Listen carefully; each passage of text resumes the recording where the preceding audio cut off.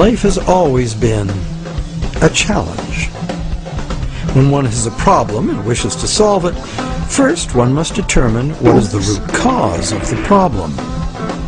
Simple problems have simple solutions. Complex problems are, well, more complex. An obvious problem with our current financial system is that it rewards greed and corruption. Greed and corruption seem to be everywhere. But are greed and corruption the root causes of the problem, or are they the result of the way the system is built? Logically, one should first ask, are there built-in reasons why the system works the way it does? And if there are, can they be built out?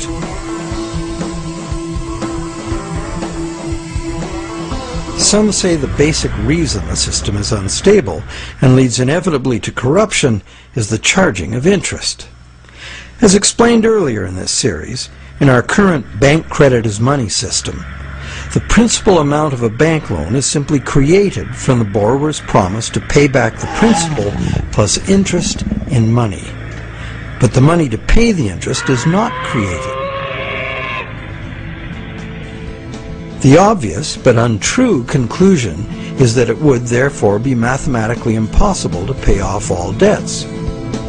Many who call for money reform call for the abolition of interest as the solution to the problem. But is interest really the problem? Yes, there would be a serious mathematical shortage if all loans were concurrent and had to be paid back in one lump sum. That problem might apply to gangland loans and sometimes to farm loans, but that's not how the banking system works in general. Bank loans usually get paid back in a series of payments over a period of time, and for good reason. Money is both a stock, the amount in existence at any one time, and a flow, the transactions over time that the money is used for. Flow works like this. If I, the rich guy, lend you $1, and that was the only dollar in existence, the stock, could you pay me back $100? Well, if it had to be paid in one lump sum, no. That other $99, the interest on the loan, would be impossible to pay. It would be impossible to pay even in $2 payments, because there is only $1 in existence. But if I let you pay me the $100 in $1 payments, magic happens. In fact, in $1 payments, you could pay me back any amount of interest if you lived long enough. The only condition required to make full payment of a $100 debt with only $1 in existence is that I give you the opportunity to earn or otherwise get that dollar back each time you pay it to me. This is the flow, and by means of the flow, the same dollar can be paid any number of times and becomes effectively many dollars, all legitimately representing the work done to earn them. It is always the work, the real value, that pays the debt and gives the dollar its value, not the dollar itself. The relationship in our example is dreadfully unequal because the man with the money has enslaved the man without it, just like the real world, some would say. But a simple loan at interest need not produce a shortage of money or cause unpayable debt if flow is 100%, as in our example. Flow is the real measure of economic activity. It's much more significant than the stock in a money system as it multiplies the effective money in circulation.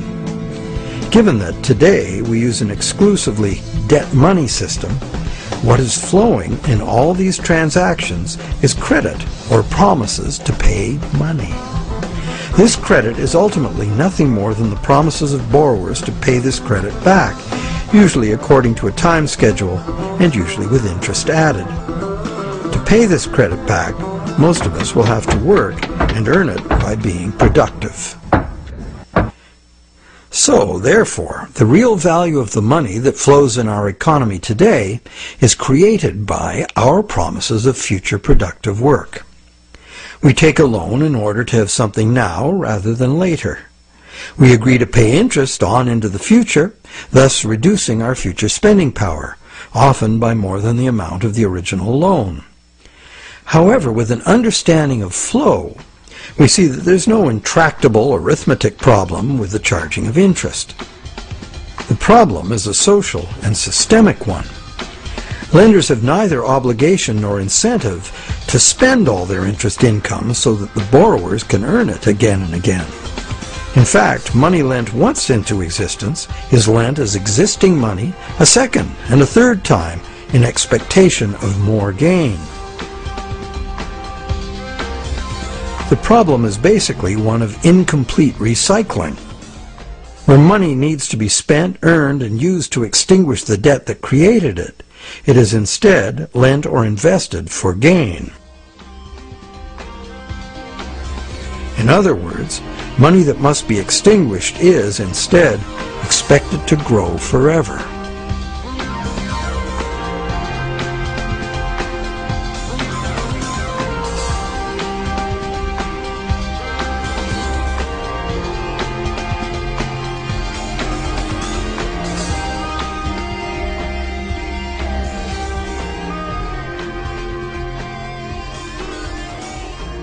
Here's another simple example of a basic mechanism inherent to all lending. Let's say I lend you $100 and you spend it into circulation. It eventually ends up in the possession of someone who doesn't need to spend it and decides to lend it instead. Now once again, let's say this is the only $100 in existence. So you have to borrow it from the secondary lender in order to pay off your debt to me. But now you have to borrow it from me to pay the secondary lender. This twice-lent money has become a perpetually unpayable debt. This debt can never be extinguished, nor even reduced without a default. Notice that interest doesn't even enter into this equation. The problem of perpetual debt remains, interest or no. And even if the money itself is of intrinsic value, like gold or silver, or if it is issued by governments as cash, twice-lent money creates perpetual debt exactly the same way.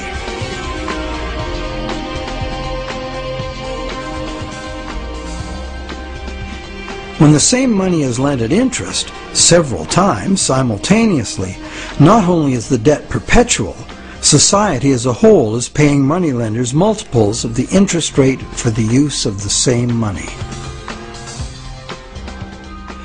There's an expectation that existing money should increase indefinitely by being lent at interest. But this requires us to mentally divorce the money from the debt from which it came. However, the reality is, every dollar created today has a scheduled appointment to be extinguished as a principal payment on the loan that created it. And that's why debt money can't be separated from the debt that created it. It's like a yo-yo spun out into circulation in the economy for a while and then pulled back in at the appointed time. In order for the yo-yo to be free to return, all of the debt money needed to extinguish the debt has to be available to be earned. The flow must be complete.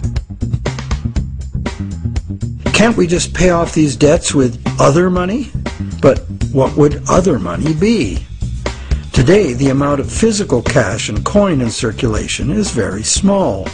Almost all money is bank credit, debt money.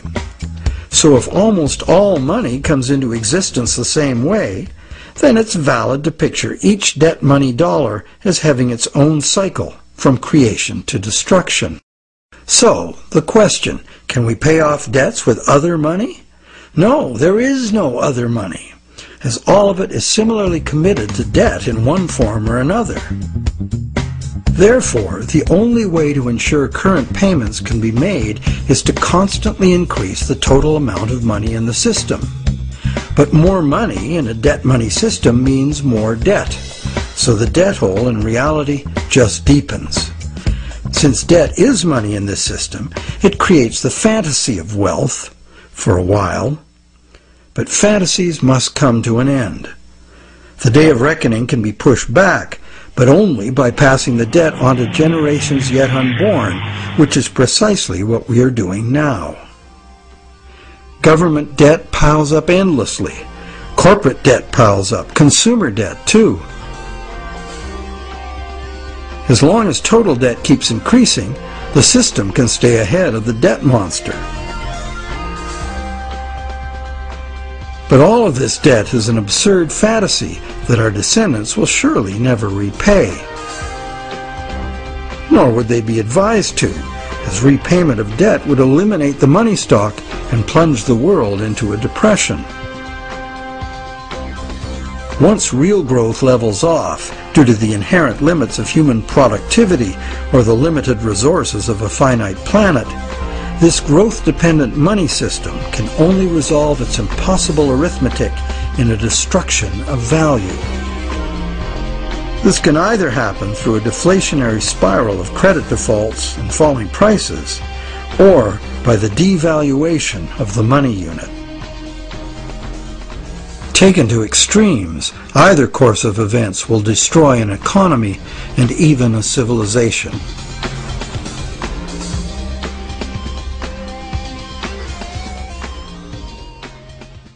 The only other choice is debt forgiveness.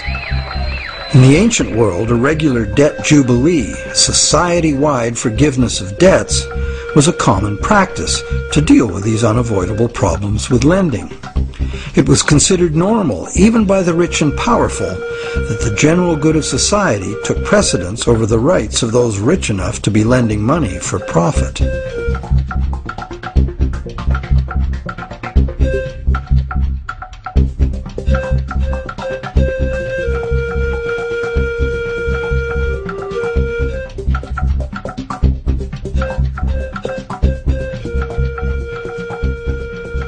Some say that the money system's problems would be solved if we returned to using gold for money, or silver, or some other limited or hard commodity like oil or energy in general. They argue that this prevents money from being created in excess and backs it with real value. However, it also makes those who actually possess the selected physical substance the only ones with real money. Everyone else would only have a claim on real money. For instance, gold. How would we ever transition back to an honest gold economy with a natural distribution of gold among the population? That's long gone.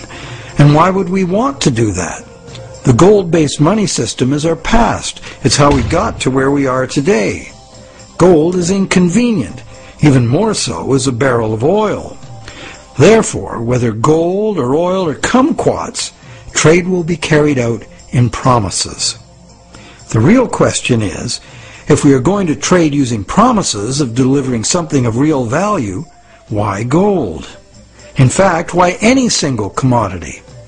At this time in our evolution, doesn't this very old idea of money merit serious re-examination?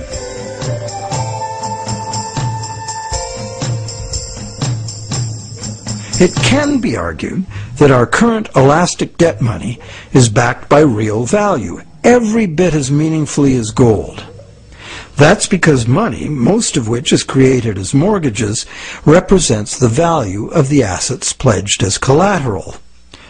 So is bank credit money actually a claim on the real estate pledged to create it?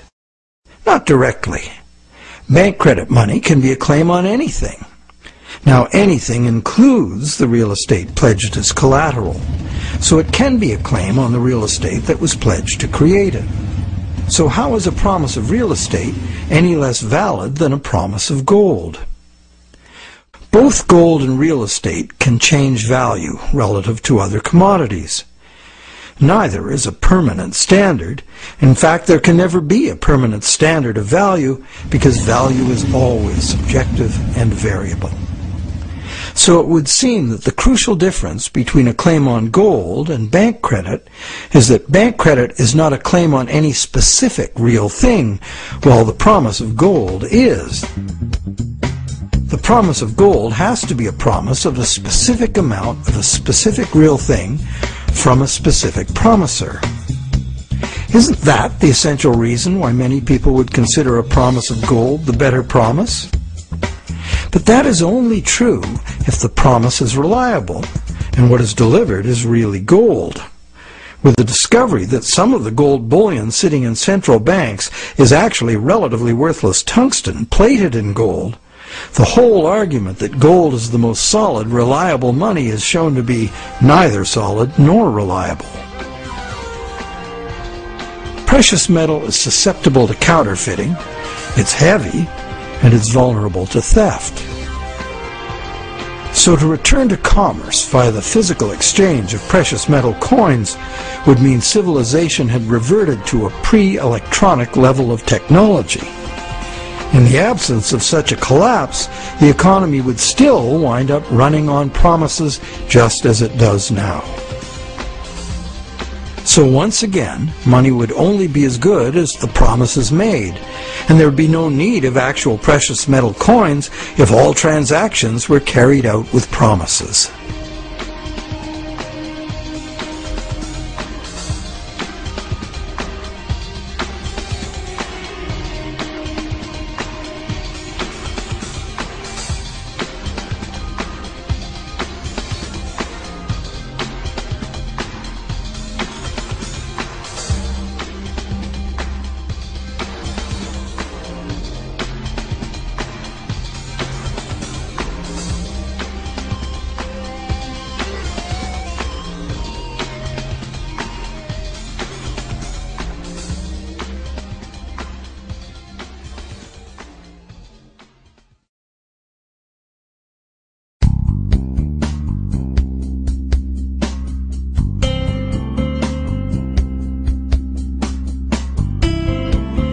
The fundamental question is, what does the need for money to enable trade have to do with the amount of some shiny metal there is, or the amount of any single natural resource or commodity, or real estate for that matter? Where is there any meaningful relationship between the functional need for money and any of these things? To answer that question, let's go back in time and find out when money started and why it became what it is today. We know that Stone Age people had money. In the Stone Age, before writing was invented, money had to be a portable object of value, because that was the only technology available. That's why rare shells and stones, from which jewelry could be made, were ideal as money.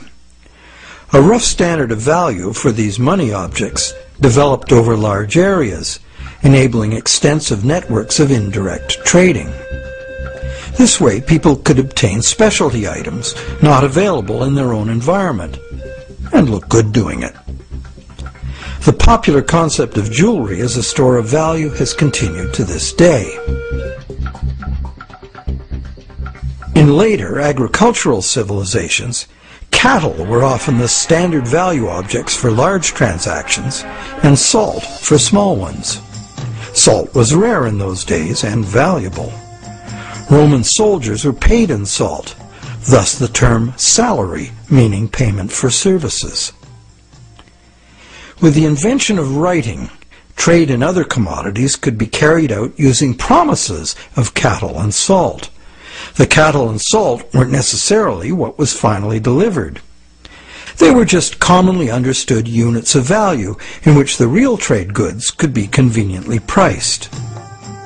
Written credits were expressed in these two common units, although they represented a variety of real goods and services. This form of money was ideal for local economies, where traders were known to each other and pledges could be collected upon.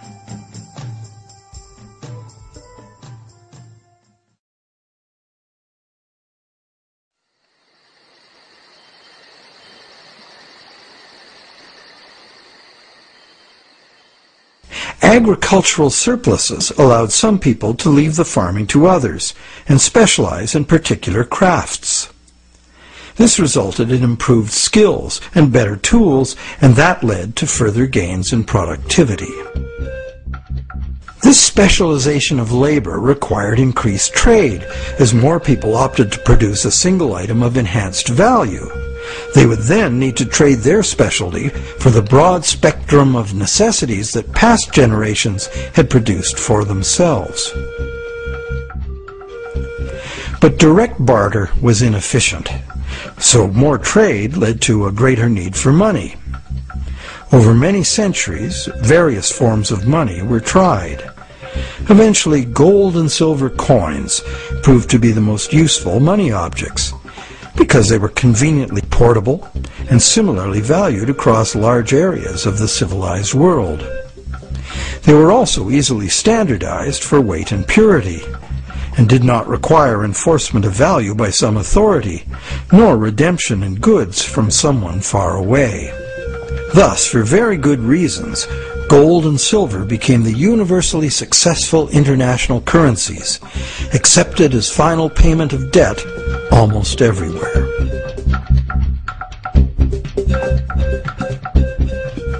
The problem with a system in which money is a standard commodity is that it is most efficient when only one standard commodity is used.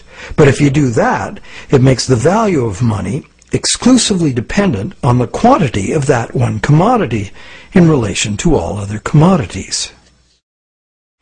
For example, the Spanish thought they would be fabulously wealthy with all the gold they stole from the Aztecs and the Incas, and then turned into money back home. But when the gold got back to Europe, sure, the amount of gold increased, but it didn't increase real productivity in proportion. Fertilizer would have been more useful for that. So because there was no big increase in real stuff to buy with it, the value of gold decreased, and the Spaniards discovered that gold had no absolute money value in itself, as many people had imagined it would. Its value was determined by its abundance relative to the value of real goods and services to be bought. Yet many continue to argue that the value of gold, a luxury item of no practical use to most people, should be the measure of value for all the real goods and services essential to our lives. While some campaign for a return to gold, others mistakenly believe that today's money still does represent gold held in a vault somewhere. That hasn't been true for decades. In our current money system, we use national fiat currencies and bank promises to pay in national currencies as the standard commodity instead of gold. National currencies used to be promises to pay in gold or silver, but way more promises were made than could be honored, so that system fell apart. Today, national currency is just legally enforced money, what they call fiat money. That is, it's money you have to accept because the government says so. To many, this government fiat money is just worthless paper. But is it really? We can pay our taxes with it, and governments, especially local ones, provide essential services paid for with those taxes, like roads, schools, hospitals, libraries, police, and military. So government fiat money isn't worthless at all. Now, it is true that consumers of government services have no individual free market choice as to what their tax money is spent on and what services they receive. In fact, many taxpayers may not want those services. So therefore, this money can rightly be accused of being monopolistic, coercive, and socialist. But government is coercive, monopolistic, and socialist by nature, isn't it?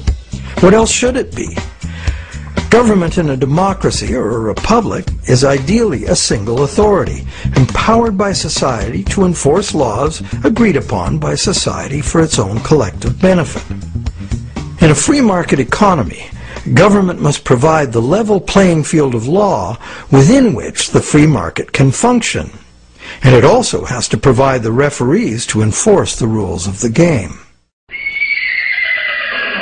Those who are nostalgic for the freedom of the frontier should recall that the first thing early settlers usually did was elect a sheriff and build a jail and collect taxes to pay for both, for good reason. So government fiat money isn't inherently worthless by nature. Governments at all levels offer vital services in exchange for it. It only becomes worthless when government creates too much of it, which it often does, and for the worst reasons. While many reformers are fixated on the differences between gold and fiat currency, what's more important is the essential similarity. Being single, uniform commodities, gold, silver, national currencies, and bank credit all share the characteristic common to monies for millennia past. The more money there is, relative to the real things available to buy, the less the money unit is worth. Thus, the total quantity of money in circulation is extremely important to maintaining the general price levels. And today, this quantity is largely determined by the demand for new money to purchase real estate and speculative equities. This makes the supply of money for general trade particularly vulnerable to real estate and stock market bubbles.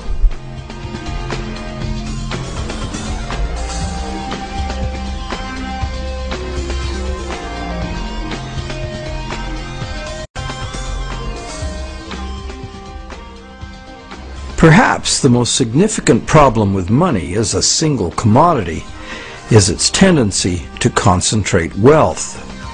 Those who have no money must get it from those who have it to lend. Anyone with extra money can lend it at interest, and if, rather than spending all of the interest, they add any of it to their lending capital, they will accumulate even more money to lend.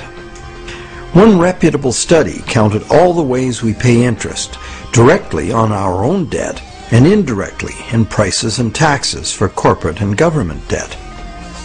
This was compared to the interest we earn from all sources.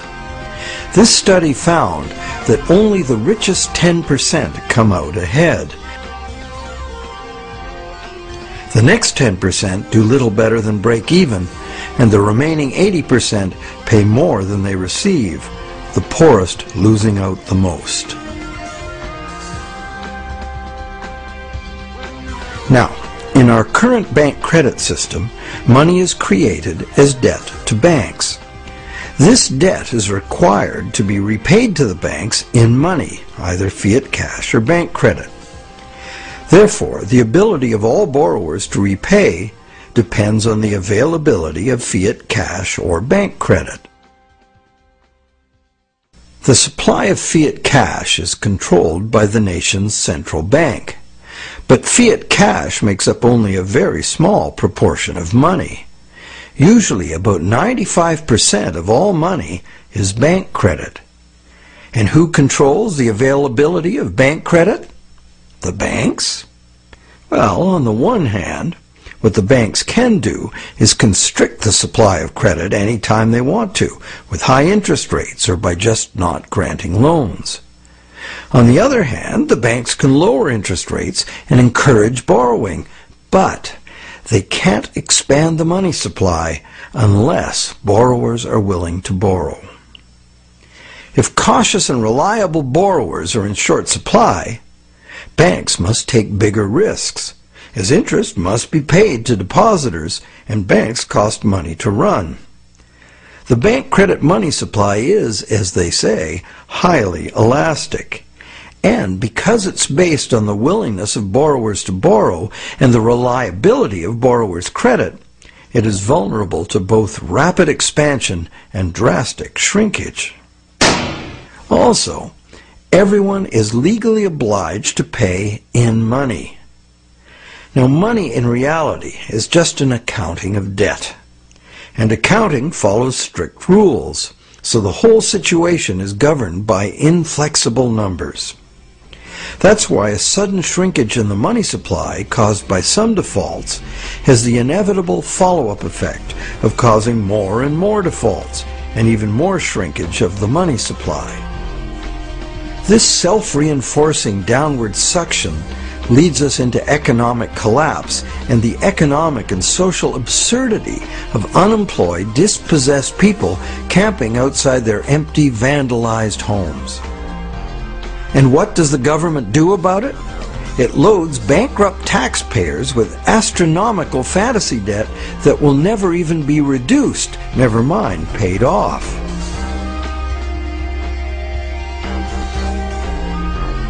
All this is done to fill up the negative balance sheets of the banks with money the banks never had in the first place.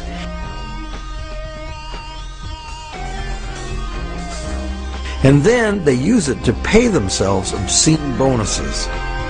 Life is good for those who know how to play the system.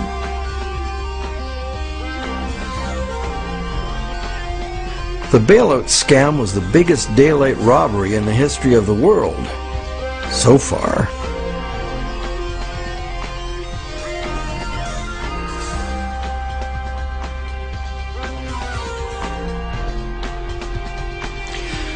All of these tendencies of the money as commodity system are features of the system itself.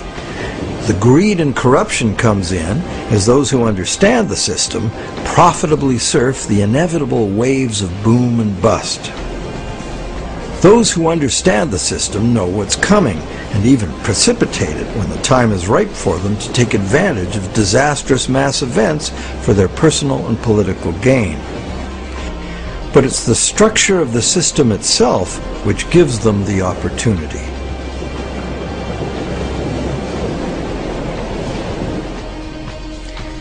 And they have taken this opportunity over and over again since ancient times.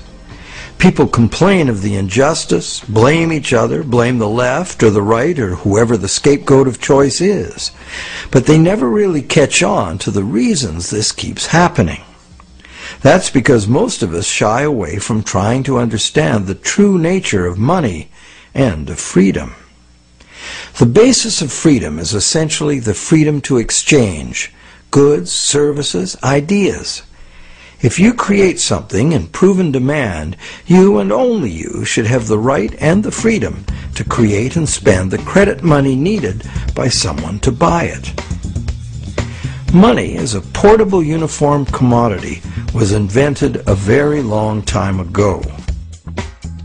It was the only choice using the technological means available at that time. But times have changed. So why is this outmoded technology still the prevailing concept we have for money? Could we go beyond money as we've known it? Could there be a new basis, a fresh concept, a design that could more effectively address the real purpose of money in the 21st century?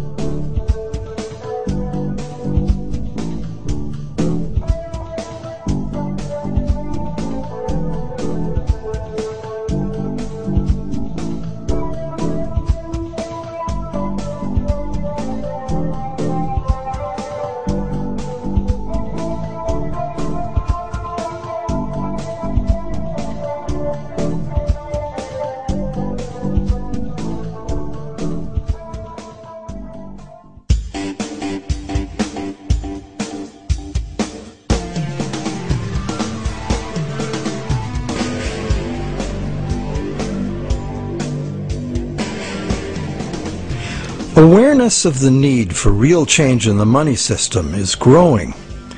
But what direction to take? What exactly is the problem, and how can it be solved?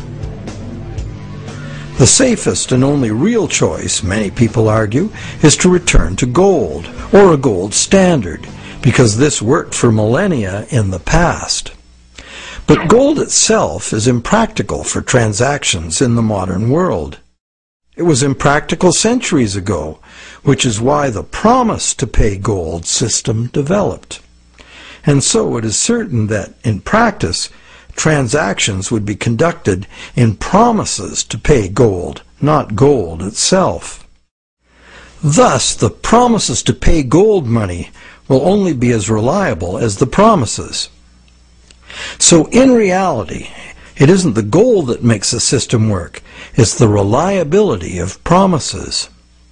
Would they be reliable promises? Maybe. But what we would be using as money would be like the old goldsmith's promises, made in the knowledge that only rarely does anyone ever ask for real gold. This was the problem with the goldsmith situation.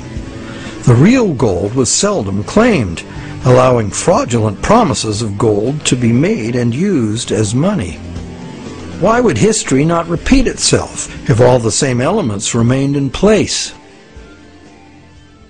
Another thing, what most people say they like about the gold system is that promise of gold money is a promise of a specific amount of real value.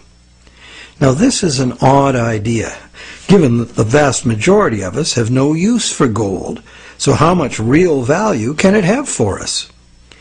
Wouldn't a promise redeemable in food, clothing, or shelter be much more real? People also like the idea that gold is just gold, doesn't need a government to create it. However, it does need miners. In a gold money system, mining discoveries, jewelry making, industrial use, hoarding, and counterfeit bars of gold-plated tungsten would all influence the money stock. What on earth does any of that have to do with the need for money for trade? Lastly, gold as money is a single uniform commodity, manifesting all the inherent mathematical defects of lending demonstrated in part 1 of this movie. Being a coin with intrinsic value doesn't make any difference. A lot of gold and silver's appeal comes from a belief in an oversimplified version of history. People assume that coins were invented to standardize the inherent value of the metal they contain. This is true, but right from the beginning, some of the earliest coins were created based on a diametrically opposed idea. This was done because the rulers at that time foresaw the inevitable negative consequences of using limited supplies of precious metals as money. Therefore, they chose to avoid that route. Instead of precious metals, these rulers struck coins of iron or copper and defined their value by decree. What's more, these coins by decree were heated and dipped in vinegar, so the metal they contained would have no intrinsic value. These coins were in fact the original and true fiat money. They were merely tokens of value, money created by law and enforced by the ruler's authority.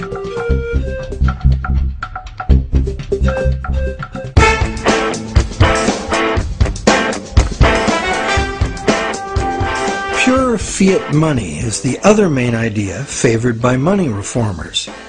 They would restore fiat money to its true status as a national government monopoly on money creation. This current of money reform, in stark contrast to the gold advocates, insists that true money is fiat money by authority of the state. This money is to be simply spent into existence as a promise by the state to accept the same money back in payment of taxes. The taxes are compulsory, and the state also promises to enforce the acceptance of this money in court. These are very reliable promises and can result in very reliable money, if not abused. The problem these fiat money reformers have with the current system is that government has given away this power to private bankers and is now borrowing at interest money it could create itself with a few keystrokes, just like the banks do. This results in a massive unpayable national debt on which interest will forever be paid. This ever-growing national debt expands the money supply when new money is created by the central bank to buy more government debt. And the interest burden passed on through taxes adds to the cost of almost everything we buy, one way or another. In contrast to money being created as national debt, fiat money, simply spent into existence, would save the taxpayers immense sums of interest.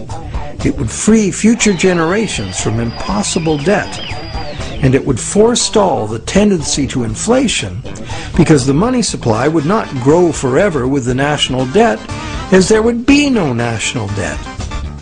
In the fiat money system, taking fiat money out of circulation by means of taxes preserves or restores the value of the remaining money in circulation. Not taxing it back sufficiently would devalue it. Understanding the proper use of government fiat money is a revelation. If you can charge prices or taxes for something in the future, you can issue that much new money now, because it is your valuable services to others and the reliability of your promises that create the real value of any money. The government can honor its promises to accept its money back in taxes, and it will make your debtors pay you in government fiat money if you take them to court. These are good reasons why government-issued money works now, and why it would work if governments just self-issued this credit instead of borrowing it from banks. But in this pure fiat money system, the money supply must still be determined by central authority. Therefore, the money supply is still limited, monopolistic, and managed from above. They have the power to create money, and you have to get the money from them. They also have the power to create way too much money and spend it on wars and other unproductive activities without the approval of those whose productivity gives that money its value. In the current system, these inflationary debts are now beyond absurd, threatening to crash the entire system and drag the whole world into chaos. To save themselves, governments are now laying impossible claims upon the productivity of generations yet unborn, a truly hopeless cause given the overall world situation. Witnessing government performance to date, many people believe that returning the full power to create money to corrupt, incompetent politicians would not only fail to solve our problems, it would be the height of insanity. It would really all depend on the quality of the people in government. Fiat money reformers believe there would have to be a substantial revolution in government to wrest this power back from the banks. Therefore, they believe it would be reasonable to expect that honest and competent people with a sincere concern for the public good would be in charge. But, good guys or bad, we would still be dependent on some distant someone else to maintain the value of our money. And they would have 1,000 pressures and temptations to enrich themselves by not doing so. And like gold as money, government fiat money is a single uniform commodity, manifesting all the inherent mathematical defects of lending at interest and twice lent money. Once the government creates the fiat money, and it goes into the banking system to be lent at interest, the problems created in the current system will continue as before. So, this pure fiat money idea might be very useful in rescuing governments from their own hopeless financial positions. And it is a limited example of the self-issued credit principle being advocated here. But pure fiat money would not address the root problems inherent in the math of lending, unless the principle were expanded beyond government. Advocates of pure fiat money like to claim it is money created by law, as if it were independent of economics. But if new fiat money were just spent into existence year after year without being removed from circulation as taxes, it would become worthless. What these fiat reformers tend to ignore when quoting history is that in ancient money created by law systems, the prices of critical commodities were also dictated by law. In fact, the value of money was defined by the ruler as so much of a certain commodity. Charge more or less for the designated commodities and it could be off with your head.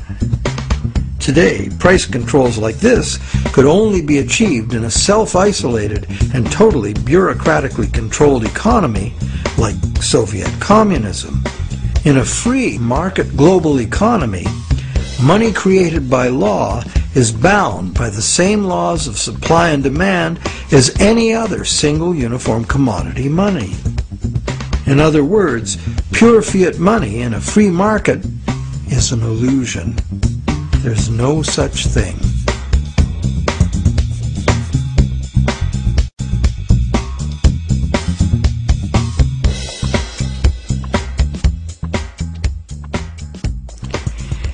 In the third stream of money reform are the various types of so-called alternative currencies, all of them based on some concept of money being created as self-issued credit. Many examples of such systems exist today all over the world. Some are very successful business-to-business barter networks in which businesses create product credit money to use among themselves, independent of banks and government, and usually interest-free. Such systems are tolerated, and in Switzerland the existence of the Weir system is generally credited with stabilizing the banking system by expanding when the conventional system contracts and vice versa. But in the past, when they became too successful, alternative currencies were usually suppressed by the banking system or even outlawed by government. So, active suppression is the most significant external problem. The most common inherent problems with these systems are their limited scope and acceptance, their operating costs, and the unreliability of member credit. What the conventional banking system provides, worldwide reach, affordability, credit checks, and debt enforcement, are the necessary services that are usually inadequate or prohibitively expensive in the alternative systems.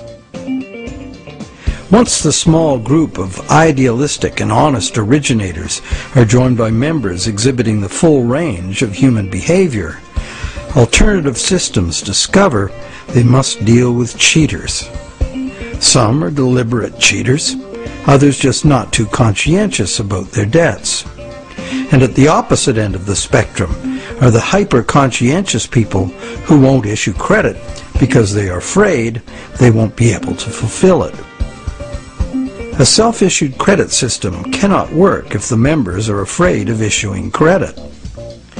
And that is why it makes far more sense that government and essential industries like farming, forestry, mining, manufacturing, and construction should be the main and widely accepted sources of self-issued credit, not vulnerable individuals trading haircuts for pottery. However, we are talking about creating a truly liberated system of exchange. Therefore, in this proposed new system, anyone would have the freedom to issue credit, because only voluntary acceptance would determine the circulation of it. The costs of accounting in self-issued credit systems could be overcome entirely by emerging technologies allowing the creation of a digital coin. Digital coins could be passed from one owner to another, peer-to-peer, so that no bookkeeping and no third-party involvement, like banks or PayPal, is required. This leaves only the problem of achieving global spread. Thanks to technology again, this could now be achieved at little cost and at the same rate and with the same ease that the existing social networks like Facebook and Twitter have spread. So there is a positive answer to all the questions we have posed in this movie. And there is a solution that has the potential to unite the three seemingly conflicting schools of money reform into one cohesive movement for fundamental monetary change. Because, when examined closely, be it gold, tax receipts, or someone's goods and services, all three schools of money reform are really calling for the same thing. Money that is redeemable for something specific from someone specific. Once one comes to that realization, it becomes obvious that self-issued credit for the full range of goods and services in demand would necessarily include gold, silver, and government tax receipts, as these are also things in demand. We just need to look beyond obsolete beliefs to see the heart of the situation. The all-inclusive self-issued credit system, the basis for almost all so-called alternative currencies, could contain within it both the precious metal and the payable for tax models of money without any contradiction.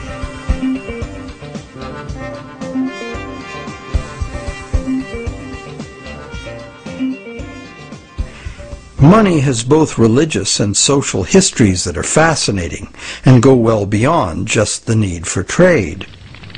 But for our practical purposes in this presentation, money is the invention that overcame the limitations of direct barter. Money is, therefore, a technology, a way to solve a problem. Most of us would agree that we have a problem with our money system. This is no surprise once we realize the current system was designed by bankers in their own interest, and governments wanting to pump out artificial money to wage war and pay for it with the hidden form of taxation called inflation. It was not a well-thought-out project of mathematicians and engineers seeking to create a money system for the general benefit of humankind. There are now many people, including mathematicians, engineers, and even cartoonists, trying to rethink money as the need to do so becomes obvious. In this presentation, we've proposed that we return as close to direct barter as we can, because doing so would anchor the money system directly to the real-world things we want to exchange. The destructive flights of fantasy money that have brought the current system to its breaking point would not be possible. Self-issued credit is not a new idea. It is, in fact, an idea as old as numbers and written record-keeping. That is very old. However, only with our new technologies can it finally achieve its full potential as an international medium of exchange. And this transformation is already underway. Extensive electronic barter networks, some with their own currencies, exist among businesses right now. These could grow into a new global money system. In Canada, Canadian Tire money has been a self-issued credit for goods currency for decades. This money is redeemable for merchandise at Canadian Tire stores only, but is widely exchanged as payment by third parties because almost everyone eventually buys something at Canadian Tire. Like air miles and other bonus point systems, it is only a customer reward program at present. But anything that can serve the purpose of money can be money. Private enterprise self-issued credit money already exists in several forms all over the world, and more private enterprises are going in this direction. Money becomes money by acceptance. So one could say, the path to freedom lies before us if we can only accept new and broader ideas of what money is. Looked at logically, why wouldn't a legally binding contract for delivery of specific goods and services from a specific supplier be much more acceptable as a medium of trade than the much abused government bank monopoly money we are using now? And does it not seem natural and logical that the source of money should be the same as the source of real wealth, the productive members of society? And does it not seem natural and logical that the value of anyone's credit should be determined solely by their own proven success at living within their means, no one else's? And does it not seem natural and logical that the value of what we have earned with our work and productivity should not be susceptible to being destroyed or stolen by the gambling of some very greedy people? We hope that watching the Money is Debt series has given you insights into why our money system functions the way it does. We also hope that we've demonstrated how a return to gold or a switch to any single uniform commodity as money does not solve the fundamental problems with money. Manipulation of single commodity money has milked productive people of their life energies and prosperity for millennia. That this predatory wealth extraction system could soon take the form of a single global bank emerging as an unaccountable big brother world dictatorship should concern everyone.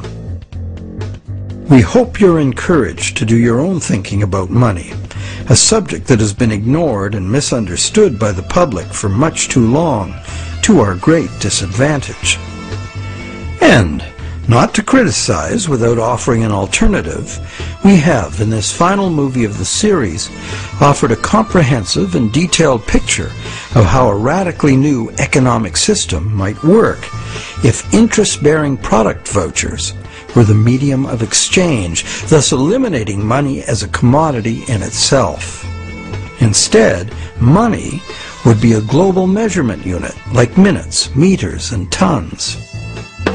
The existing physical situation on this planet is not sustainable, and the number one technical obstacle to doing anything serious about it is the current growth-addicted money system, which is itself unsustainable.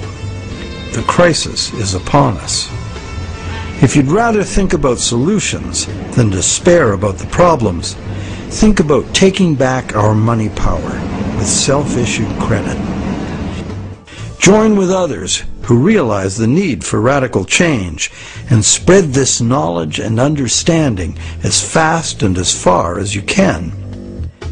The masses of people must take upon themselves the responsibility to wake up, realize our power, and create something better.